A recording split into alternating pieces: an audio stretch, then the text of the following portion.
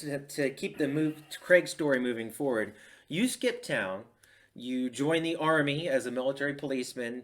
You did a tour overseas, finished your service stateside, and received an honorable discharge. All right. You wound up back home in Gettysburg, and you went to work here where? Among other jobs. Initially, after your military police service. Yeah. Well, initially, it was a bunch of other jobs. But right. The it always is. The one you're referring to. Yeah, you know I'm fishing it. I was a Adams County prison guard. Yes. And while I was an Adams County prison guard, I was deputized as an Adams County deputy. Okay.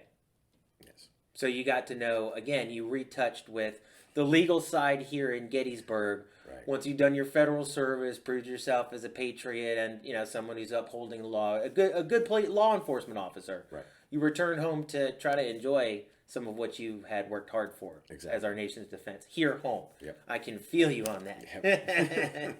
All right. So had you ever, up until after this point, ever been in trouble, really, in your life? No. No? No criminal record, nothing? No. Never been arrested, not even I don't even have a speeding ticket. Okay. All right. That's a lot more than I can say. Yeah. No DUIs, no. Yeah. Okay. Yeah. So you'd been around in town for a while. You knew too much.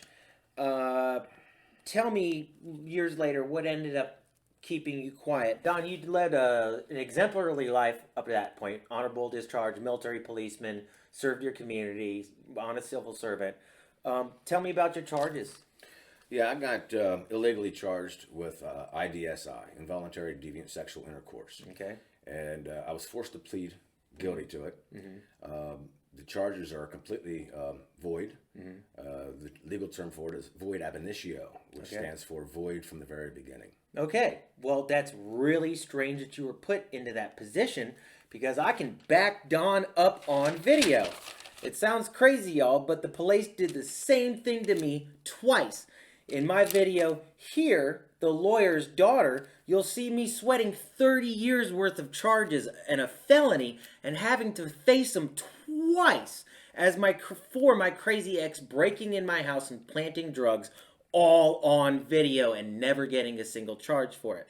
Now, if you think those two stories are crazy, watch my video here. First Blood, Gettysburg's Epstein deal.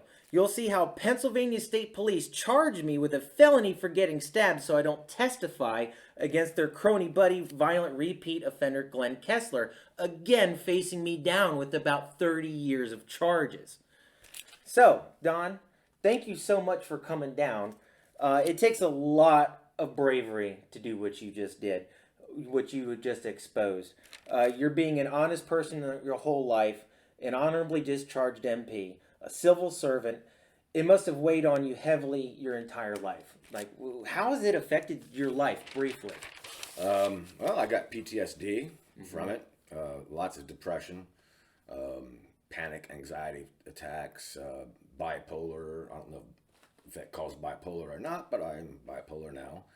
And so highly medicated. Yeah. Yeah. Well, you've had to weigh this over your shoulders and keep it hidden and know the secret world of who you've had to engage your entire life. Yeah, I'm just trying to live a normal life. Your entire life. Yeah.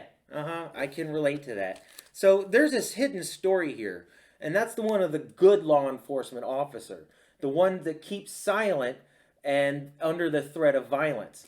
Now, it's probably affected their lives just as much as Dawn's.